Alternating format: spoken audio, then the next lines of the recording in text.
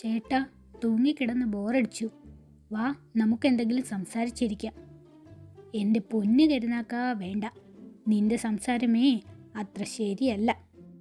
നീ എന്നൊക്കെ നാക്കു വളച്ചെന്തെങ്കിലും പറഞ്ഞിട്ടുണ്ടോ അന്നൊക്കെ എനിക്ക് ഗുലുമാലായിരുന്നു. അങ്ങനെ പറയല്ലേ ചേട്ടാ, പ്ലീസ്. ഷോ, ഇടി വെട്ടിയവനെ പാമ്പ് കടിച്ച പോലായി എൻ്റെ സ്ഥിതി. എന്താ പറഞ്ഞത്? ചേട്ടനെ പാമ്പ് കടിച്ചെന്നോ? എപ്പോ? കരുനാക്കാ, ദുഷ്ടാ, മിണ്ടാതിരി. എൻ്റെ കാട്ടുമുത്തപ്പാ, പാമ്പ്. നിനക്ക് ഞാൻ വച്ചിട്ടുണ്ടടാ കരുനാക്ക. ഭാഗ്യത്തിന് രക്ഷപ്പെട്ടു. എന്നാലും അവൻ്റെ ഒരു നാക്ക്. ചേട്ടാ. പഹയാ, നീ പിന്നെ വന്നോ? സത്യമായിട്ടും അതെൻ്റെ കുറ്റമല്ല. ഞാൻ പറഞ്ഞില്ലെങ്കിലും മൂപ്പര് താഴെ വീണേനെ. ഒരക്ഷരം മിണ്ടരുത്. ചേട്ടൻ എന്നെ വല്ലാതെ തെറ്റിദ്ധരിച്ചു. പോടാ, കടന്നു പോകാൻ. ഷോ, ഇതിപ്പം മൂങ്ങാനിരുന്നവൻ്റെ തലയിൽ തേങ്ങ വീണ പോലായില്ലോ. സ്ഥലം വിടുന്നതാ ബുദ്ധി.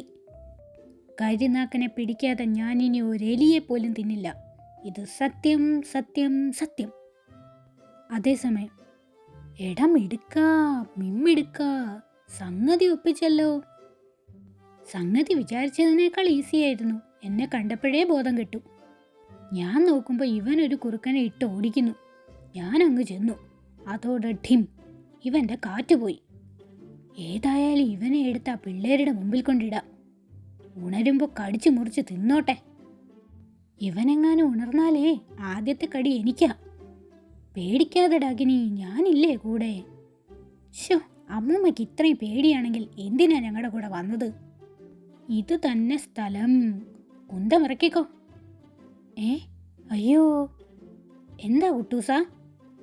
പിള്ളേരെവിടെ? ഈ മരത്തിൽ കെട്ടിയിട്ടിരുന്നതാ. വള്ളി മാത്രം കിടപ്പുണ്ട്. ആരോ അവന്മാരെ കടത്തിക്കൊണ്ട് പോയി. ഛേ, വാ പോയേക്കാം. ഇനി ഇവിടെ നിന്നിട്ട് എന്ത് കാര്യം?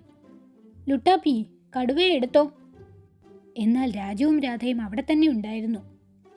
ഹാവൂ, അവർ പോയി. വരൂ ചങ്ങാതി, അവർ സ്ഥലം വിട്ടു. മരത്തിന് പിന്നിൽ നിന്ന് മറ്റൊരാൾ പുറത്തേക്ക് വന്നു. നന്ദി മൗഗ്ലി. മൗഗ്ലി വന്നില്ലായിരുന്നെങ്കിൽ ഓർക്കാൻ കൂടി വയ്യ. പക്ഷേ മായാവി ഇപ്പോഴും അവരുടെ പിടിയിലല്ലേ? അതെ, എങ്ങനെയെങ്കിലും മായാവിയെ രക്ഷിക്കണം. മൗഗ്ലി ഒരു നിമിഷം ആലോചിച്ചു. വഴിയുണ്ട്, ഞാനൊന്ന് വേഷം മാറാം. വേഷം മാറുകയോ? എങ്ങനെ? അതൊക്കെയുണ്ട്, ഇതാ വരുന്നു. അല്പനേരം കഴിഞ്ഞ്. എങ്ങനെയുണ്ട്? മായാവി അല്ല, മൗഗ്ലി. അത്ഭുതം, പെട്ടെന്ന് കണ്ടാൽ മായാവിയാണെന്നേ പറയൂ. ഹഹ, മായാവിയെ ഞാൻ മുമ്പ് കണ്ടിട്ടുണ്ട്, പരിചയപ്പെട്ടിട്ടില്ലെന്ന് മാത്രം. ഇനി നമുക്ക് അങ്ങോട്ട് പോകാം, അവരുടെ അടുത്തേക്ക്.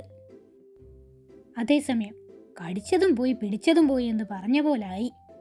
പിടിച്ചത് പോയിട്ടില്ല ഡാഗിനി. ദാ ഇവൻ കയ്യിലില്ലേ? സൂത്ര. അയ്യോ, കടുവച്ചാർ ഉണർന്നു. പക്ഷേ എൻ്റെ കാട്ടുമുത്തപ്പാ, ദേ പിന്നെയും പോയി ബോധം. ഇത് കടുവയോ പൂച്ചയോ? എവിടുന്ന് കിട്ടിയടാ നിനക്ക് ഈ പേടിക്കോലത്തിന്? പിള്ളേരെ ഇനിയും പിടിക്കാൻ യാതൊരു വഴിയും കാണുന്നില്ലല്ലോ കുട്ടൂസ. വഴിയുണ്ട് ഡാക്കിനി. ഈ കുട്ടൂസനെ പറ്റി എന്തു വിചാരിച്ചു? ഒരു അത്യുഗ്രൻ വഴി ദാ ഈ സഞ്ചിയിലുണ്ട്. ഇതെന്താ, പരീക്ഷ പേപ്പറോ? പരീക്ഷ പേപ്പറല്ല, മാന്ത്രിക പേപ്പർ.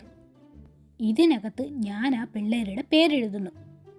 രാജു, രാധ. ഇനി 4 വരി മന്ത്രമുണ്ട്.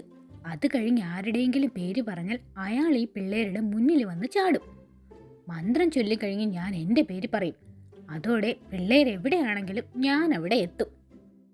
എന്നാ പിന്നെ വൈകിക്കണ്ട, മന്ത്രം തുടങ്ങിക്കോ.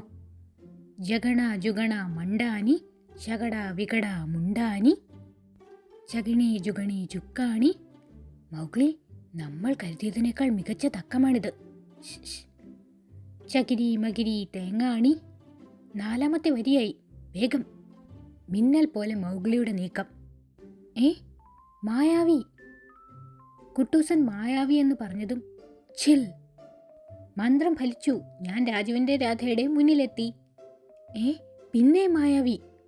2 മായാവിയും. ഓടിക്കോ, ഇനി രക്ഷയില്ല. നന്ദി നന്ദി മൗഗ്ലി. മായാവി, ഇനി എൻ്റെ വേഷം അഴിച്ചു മാറ്റാമല്ലോ.